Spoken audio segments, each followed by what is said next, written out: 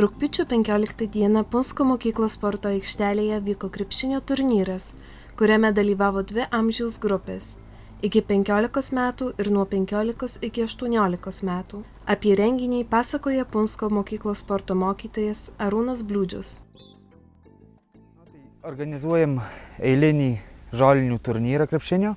Šiais metais yra žaidėjai padalyti 2 pogrupius, amžiaus pogrupius, tai yra iki 15 metų ir kitas pogrupis nuo 15 iki 18. Jaunesniai pogrupiai dalyvaus 3 komandas, jaunesnių iki 15 metų ir žais jie kiekvienas su kiekvienu ir taip bus išaiškintas laimėtojas. Vyresnių pogrupiai dalyvauja 7 komandos ir bus žaidžiamas 2 pogrupiuose ir iš kiekvieno pogrupio 2 geriausios komandos žais dėl pirmų vietų.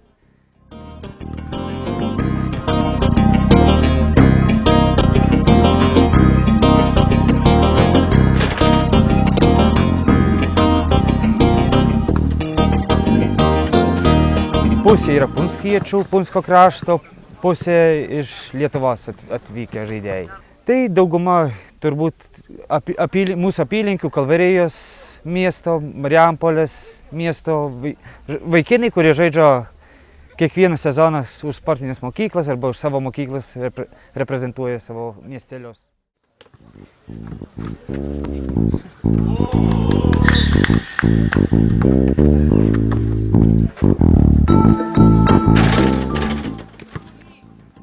Tai čia komandos jie pasivadinę šiaip dėl juokų kartais, visokių dėl įdomybių.